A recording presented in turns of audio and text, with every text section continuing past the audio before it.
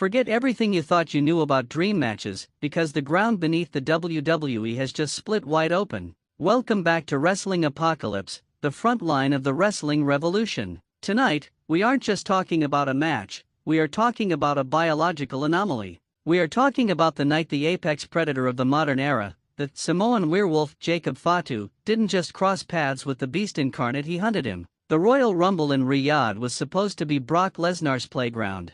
We've seen him do it a dozen times: enter, destroy, and leave the ring littered with the bodies of superstars. But he never accounted for a werewolf.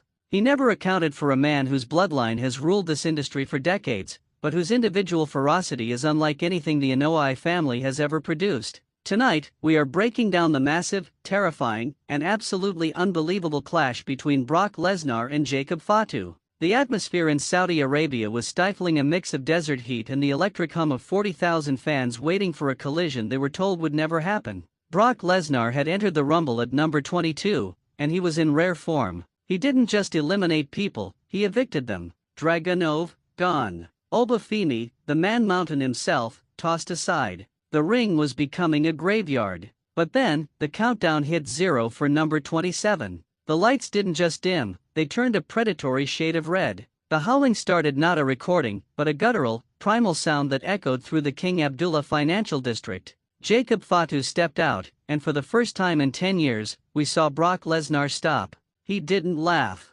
He didn't bounce on his toes. He stood dead still, his eyes locked on the entrance ramp.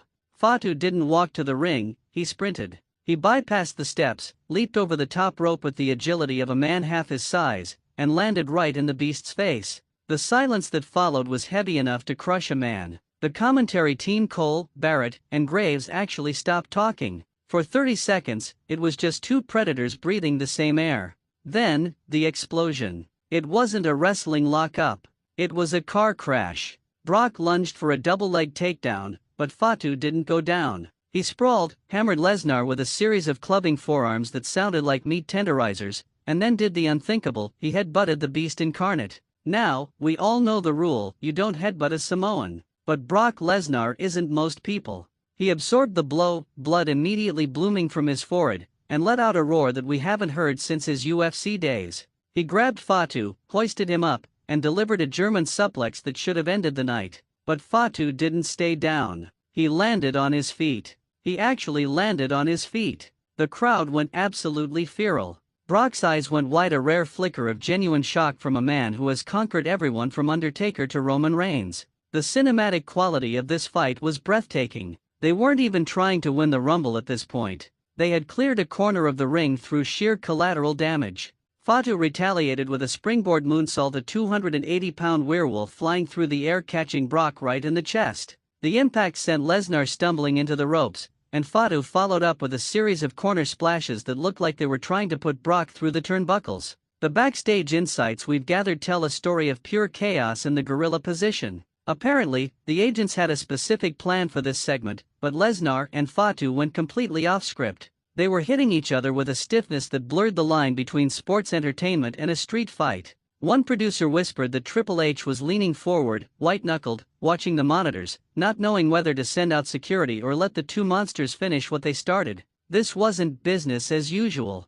This was two men fighting for the title of the baddest man on the planet. The fan perspective was a battlefield of its own. Half the arena was chanting "Suplex City," while the younger, hungrier side was screaming for the werewolf. It felt like a generational shift. Brock represents the established, terrifying order of the last 2 decades. Fatu represents the raw, unbridled, and unpredictable future. When they eventually spilled over the top rope together, a double elimination that took the air out of the building, they didn't stop fighting. They tore through the barricade. They fought through the tech area. It took 15 security guards and 3 different referees to pull them apart, and even then, Fatu was still trying to bite his way through the line. The consequences of this clash are going to define the road to WrestleMania 42. Brock Lesnar doesn't forget, and he certainly doesn't forgive. He was humiliated. He was matched in strength and surpassed in speed. For Jacob Fatu, this was the ultimate validation. He proved that he isn't just another member of the bloodline. He is a standalone hurricane. He is a man who can look the beast in the eye and make the beast blink. The rumors are already flying. Is this leading to a last man standing match in Las Vegas? Is this the passing of the torch that the industry has been waiting for? The emotional beat of the night came after the cameras stopped rolling. A fan's cell phone footage showed Brock Lesnar sitting on the concrete floor backstage, wiping blood from his eyes, staring at the door where Fatu had been escorted out. There was no anger on his face, only a grim, respectful realization. He has finally found a rival who speaks his language. The language of violence. The language of the predator. This is what Wrestling Apocalypse is all about. We track the movements of the monsters. We analyze the fallout of the wars. And let me tell you, the war between the beast and the werewolf is just beginning. The stakes are higher than championships, they're about the food chain. In a world of superstars, who is the true king of the jungle? What did you think of that first ever face-off? Do you think Jacob Fatu is the first person to truly outpower Brock Lesnar in his prime? And more importantly, who do you have your money on when they finally meet in a one-on-one, no-holds-barred match? Is the year of the werewolf going to end with a beast in a cage?